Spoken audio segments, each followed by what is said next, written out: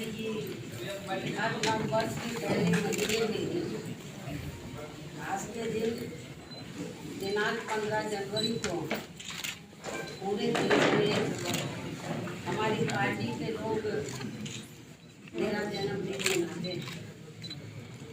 और हमेशा की तरह ये आज भी मना रहे हैं। और अब मैं सबसे पहले ऐसे अपने उन सभी शुभचिंतकों का व विशेषकर बीएसपी के लोगों का हार्दिक दिल से आभार प्रकट करती हूँ जो इस बार भी कोरोना नियमों का पालन करते हुए आज मेरे जन्मदिन को पूरे देश भर में विभिन्न स्तर पर वे अपने महान संतों, गुरुओं एवं महापुरुषों में खासकर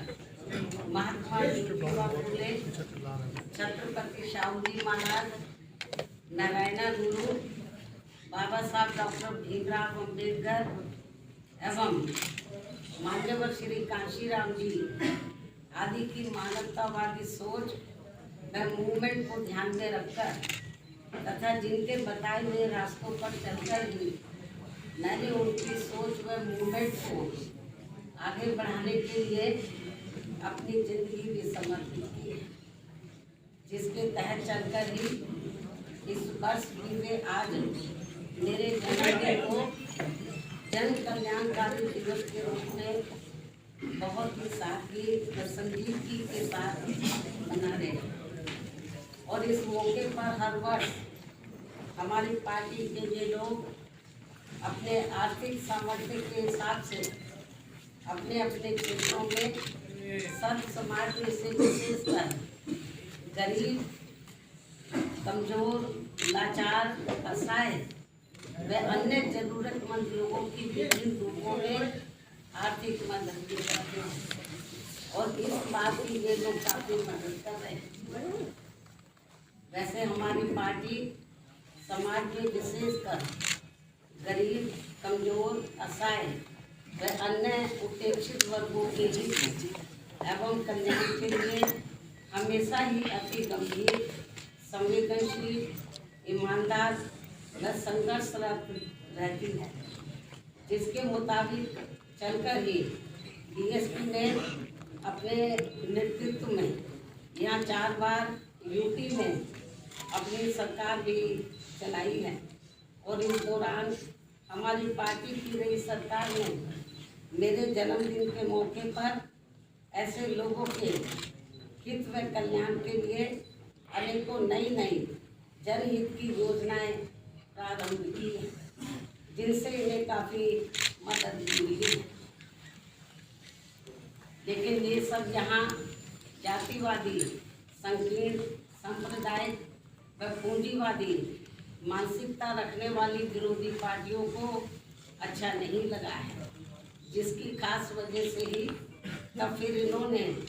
यहाँ बीएसपी के विरुद्ध अंदर एकजुट होकर वह सभी साम, दाम, दंड, भेद आदि अनेकों हथकंडे इस्तेमाल करके बीएसपी को आगे बढ़ने से वह सत्ता में आने से नहीं रोका। ये भी सर्वविदित है। अभी जहाँ तक बीएसपी का अपना बेस वोट है वो 10 से मस इधर उधर नहीं हुआ है, लेकिन इलेक्शन में कभी कभी जो दूसरा तबका है, खास तौर से जैसे ओबीसी के लोग हैं, माइनॉरिटीज़ के लोग हैं या अपर कास्ट के लोग हैं, तो चुनाव में इस किस्म के कुछ ये लोग वायदे कर देते हैं कि ये लोग गुमराह हो जाते हैं, जिसकी वजह से थोड़ा सा पार्टी को पिछले चुनाव में नुकसान हुआ है। और लोग तो ये भी कहते हैं कि ये इस बार जो यूपी में असेंबली का चुनाव हुआ, रिजल्ट आने के बाद तो लोगों का ये कहना था कि जिस बस्ती में या जिस पोलिंग बूथ पर तो जिस एरिया में ज़्यादातर दलितों का ही वोट है या बड़े पैमाने पर दलितों का वोट है और उन्होंने बीएसपी को वोट दिया, लेकिन जब उस एरिया का मशीनें निकली तो वो वोट कईयों का निकल आया। तो इसलिए मैंने आपको ये कहा है कि ईवीएम में भी को भी लेकर अब काफ़ी आशंकाएं लोगों में पैदा है। तो हो सकता है कुछ ये भी इसमें भी कुछ गड़बड़ी बढ़ रहा है। किसान, मजदूर, छोटा व्यापारी व अन्य मेहनतकश लोग भी यहाँ काफ़ी दुखी हैं। और इन सब मामलों में बीजेपी के शासनकाल में तो स्थिति और भी ज़्यादा खराब व दयनीय बनी हुई है, जिन पर पर्दा डालने व लोगों का ध्यान बांटने के लिए ही अब ये पार्टी आए दिन नई व हवाई घोषणाएं करने एवं निवेश लाने के नाम पर भी किस्म की नाटकबाजी आदि करने का ही सहारा ले रही है, तथा जिनसे जमीनी हकीकत में यहाँ के गरीब एवं मध्यम वर्ग के लोगों को कुछ भी खास लाभ होने वाला नहीं है। साथ ही इनकी गलत नीतियों व गलत कार्यशैली की वजह से ही अब यहाँ उत्तराखंड व अन्य पहाड़ी बाहुल्य प्रदेश भी काफ़ी ज़्यादा प्रभावित हो रहे हैं। इसके अलावा देश में ज़रूरतमंद लोगों को सही से बसाने की बजाय उल्टा हल्द्वानी की तरह ही अधिकांश उन्हें उजाड़ा जा रहा है। हालांकि हल्द्वानी के लोग तो अभी माननीय सुप्रीम कोर्ट की वजह से थोड़े बचे हुए हैं और अब यहाँ यूपी सहित पूरे देश में कानून व्यवस्था को ठीक करने की आड़ में जो घिनौनी राजनीति की जा रही है, ये सब भी किसी से छिपा नहीं है।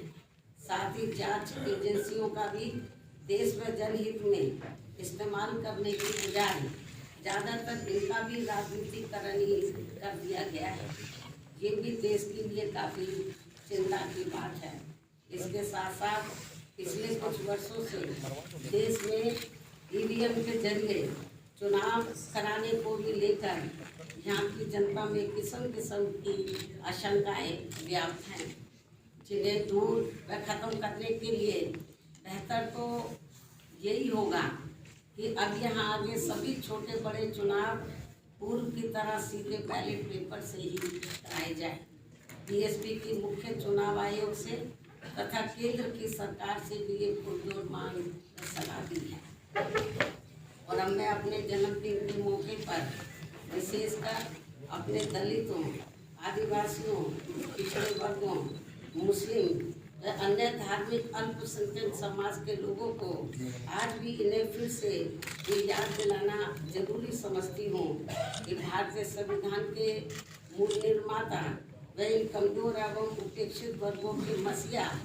परम पूज्य बाबा साहब डॉक्टर भीमराव अम्बेडकर ने अपने लोगों को ये कहा है कि मैंने यहाँ जातिवादी व्यवस्था के शिकार व सदियों से उपेक्षित रहे अपने इन वर्गों के लोगों को आत्मसम्मान व स्वाभिमान की जिंदगी बसर करने तथा अपने खुद के पैरों पर खड़े होने के लिए जो भी इन्हें कानूनी अधिकार दिलाए हैं, तो उनका सही से वह पूरा लाभ लेने के लिए इन सभी वर्गों के लोगों को आपस में भाईचारा पैदा करके वह संगठित होकर तथा अपने खुद के राजनीतिक मंच से जुड़कर केंद्र व राज्यों की भी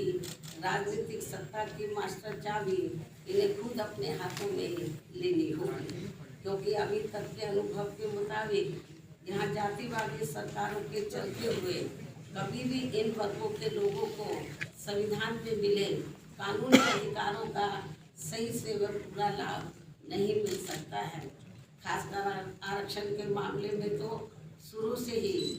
यहाँ कांग्रेस, बीजेपी व सपा सहित अन्य सभी विरोधी पार्टियां अपने संवैधानिक उत्तरदायित्व के प्रति कतई भी ईमानदार नहीं रही हैं। इसके साथ ही SC व ST के आरक्षण को लागू करने के मामले में ही नहीं बल्कि OBC के आरक्षण को भी लेकर इन पार्टियों का रवैया अधिकांश समय अति जातिवादी व क्रूर ही देखने को मिला है, जिसके तहत ही कांग्रेस पार्टी ने केंद्र में अपनी सरकार के लंबे दौर के रहते हुए भी पिछड़ों के आरक्षण संबंधी मंडल कमीशन की रिपोर्ट को लागू नहीं होने दिया। इसके साथ साथ इन्होंने SC व ST के आरक्षण को भी निष्प्रभावी बना दिया और अब बीजेपी भी इस मामले में कांग्रेस पार्टी के ही पद चिन्हों पर चलकर इनके आरक्षण के हक को मारने का भी एक और अनुचित कार्य कर रही है, जिसकी खास वजह से ही इस बार यूपी निकाय चुनाव भी प्रभावित हुए हैं। इतना ही नहीं बल्कि सपा की रही सरकार ने भी यहाँ खासकर अति पिछड़ों को उनका पूरा हक नहीं देकर इनके साथ हमेशा छल करने का ही काम किया है, जिसके तहत सपा सरकार ने ओबीसी की 17 पिछड़ी जातियों को ओबीसी वर्ग की सूची से हटाकर व उन्हें एससी वर्ग में शामिल करने का भी ये गैर संवैधानिक कार्य करके इन वर्गों के लाखों परिवारों को ओबीसी के आरक्षण से वंचित कर दिया और फिर ये सभी जातियां ना ओबीसी में रह पाई और ना ही एससी में उन्हें शामिल किया जा सका। और ये गलत कार्य करने पर सपा सरकार को कोर्ट की फटकार अलग लगी और तब फिर ये जातियां पुरानी स्थिति में वापिस आई। इसके साथ साथ सपा सरकार ने एससी व एसटी का पदोन्नति में आरक्षण को भी खत्म कर दिया और इससे संबंधित बिल को सपा ने संसद में फाड़ दिया तथा इसे फिर पास भी नहीं होने दिया गया। जबकि बीएसपी की रही सरकार में एससी व एसटी के साथ साथ अति पिछड़ों व पिछड़ों को भी उनका आरक्षण का पूरा हक व लाभ जबकि बीएसपी की रही सरकार में एससी व एसटी के साथ साथ अति पिछड़ों एवं पिछड़ों को भी उनका आरक्षण का पूरा हक व लाभ दिया गया है। अन्य सभी मामलों में भी इनका प्राथमिकता के आधार पर पूरा ध्यान रखा गया है। साथ ही इनके संतों, गुरुओं व महापुरुषों आदि को भी हर स्तर पर पूरा आदर सम्मान दिया गया है, जिनकी सभी विरोधी पार्टियों की रही सरकारों में हर स्तर पर काफी उपेक्षा की गई है। ऐसी स्थिति में अब यहाँ कमजोर एवं उपेक्षित वर्गों के लोगों को बाबा साहब की कही गई इन बातों पर अमल करके इन्हें अपनी पार्टी बीएसपी को पूरी ईमानदारी एवं निष्ठा से तथा पूरे तन मन से व हर स्तर पर इसे सत्ता में जरूर लाना होगा। तभी फिर इन लोगों को बाबा साहब के दिए गए संवैधानिक कानूनों का सही से व पूरा लाभ मिल सकता है और तभी ये लोग यहाँ अपने आत्मसम्मान व स्वाभिमान की भी जिंदगी व्यतीत कर सकते हैं। और इसके लिए यदि ये लोग पूरे देश में जी जान से जुट जाते हैं तथा बाबा साहब का ये सपना साकार कर देते हैं तो फिर ये इनका मेरे जन्मदिन पर विशेष व कीमती तोहफा भी होगा। वैसे भी इसके सिवाय मुझे इनसे कुछ और नहीं चाहिए। मुझे पूरी उम्मीद है कि इस मामले में मेरे ये लोग अब मुझे आगे कतई भी निराश नहीं करेंगे और इसके लिए मेरे नेतृत्व में हमारी पार्टी ने पिछले 1 वर्ष में जो भी प्रयास किए हैं तो उसे विशेषकर बीएसपी से जुड़े नए लोगों व वर्तमान युवा पीढ़ी तथा आगे आने वाली पीढ़ी के भी जानने व समझने के लिए अब मैं हर वर्ष की तरह इस वर्ष भी आज अपने जन्मदिन के शुभ अवसर पर मेरी लिखित पुस्तक मेरे संघर्ष में जीवन एवं बीएसपी मूवमेंट का सफरनामा के 18वें हिंदी व अंग्रेजी संस्करण का, जिसमें मुख्य तौर से 1 वर्ष के दौरान का पार्टी व मूवमेंट के कार्यकलापों व संघर्षों आदि के क्रम में खासकर मेरे सामने आने वाली कठिन चुनौतियों, अनेकों प्रकार के संघर्षों एवं विभिन्न प्रकार के षड्यंत्रों तथा उनसे निपटने आदि का वास्तविक वर्णन व विवरण तथा साफ सुथरा लेखा जोखा होता है उसका विमोचन करती हूँ। लेकिन उससे पहले मैं बीएसपी के बारे में ये भी बताना जरूरी समझती हूँ कि बीएसपी धन्ना सेठों के धन बल पर व उनके इशारों से कोसों दूर रहकर यहाँ विशेषकर मेहनत कर बहुजन समाज के लोगों के हित व कल्याण के लिए समर्पित पार्टी है। इसके साथ ही नेताओं के स्वार्थ पूर्ति से अलग हटकर अपनी पार्टी का मुख्य लक्ष्य SC, ST, OBC व मुस्लिम समाज आदि इन बहुजन समाज को भाईचारे पर आधारित इस बड़े गठबंधन के बल पर, इस बड़े गठजोड़ के बल पर व चुनाव जीतकर इनकी सामाजिक एवं आर्थिक स्थिति को ठीक करने का लक्ष्य प्राप्त करना है। इसी सिद्धांत पर सख्ती से चलते हुए अब मैं यहाँ ये भी स्पष्ट कर देना चाहती हूँ कि इस वर्ष सन 2023 में कर्नाटक, राजस्थान, मध्य प्रदेश, छत्तीसगढ़ सहित अन्य जिन भी राज्यों में विधानसभा के लिए अगले वर्ष देश में लोकसभा के लिए होने वाले आम चुनाव में भी हमारी पार्टी बीएसपी किसी भी पार्टी के साथ कोई भी गठबंधन करके ये चुनाव नहीं लड़ेंगे, बल्कि अकेले अपने बलबूते पर ही ये सभी चुनाव लड़ेंगे। और आज पार्टी की ये नीतिगत घोषणा करना मेरे लिए इसलिए भी जरूरी हो गया है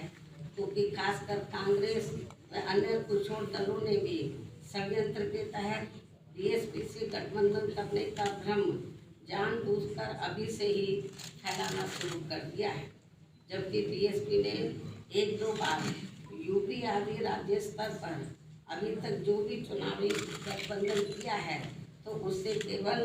पंजाब को छोड़कर हमारी पार्टी की तरह उनका वोट हमें ट्रांसफरेबल नहीं होने के कारण बीएसपी को ही हानि ज़्यादा हुई है। इसलिए इस मामले में अब तक के ज़्यादातर रहे खराब अनुभवों को ध्यान में रखकर अब हमारी पार्टी ने आगे विधानसभा व लोकसभा का आम चुनाव भी अकेले ही लड़ने का फैसला लिया है। इन्हीं जरूरी व खास बातों के साथ ही अब मैं पुनः मेरे जन्मदिन मनाने वाले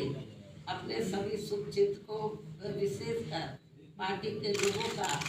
पूरे तहे दिल से आभार प्रकट करती हूँ तथा उन्हें नव वर्ष सन 2023 की बहुत बहुत आप लोगों के साथ साथ मीडिया बंधुओं के साथ साथ उन्हें भी नव वर्ष सन 2023 की बहुत बहुत हार्दिक बधाई और ढेरों शुभकामनाएं भी देती हूँ। साथ ही कुदरत से ये कामना किंतु मैं अपनी व पार्टी के लोगों की भी मेहनत व संघर्ष पर ये भरोसा करती हूँ कि आने वाले समय में निश्चय ही सर्व समाज के गरीबों एवं मेहनतकश लोगों के तथा बहुजन समाज के लिए भी वास्तव में सन 2023 का ये वर्ष नया सवेरा बनकर जरूर आएगा और फिर उनके जीवन से जुड़ी बहुत सारी अच्छी उम्मीदें जरूर पूरी होंगी। अब मैं अपनी पार्टी व मूवमेंट से जुड़ी मिशनरी पुस्तक का सफरनामा पुस्तक का यहाँ विमोचन करती हूँ।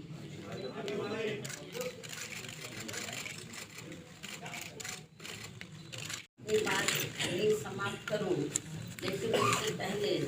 यदि आप लोगों के कुछ सवाल हैं तो आप एक करके उससे जरूर पूछ सकते हैं, वरना फिर मैं आप लोगों से यही रजा लेती हूँ। धन्यवाद। जय भीम व जय भारत।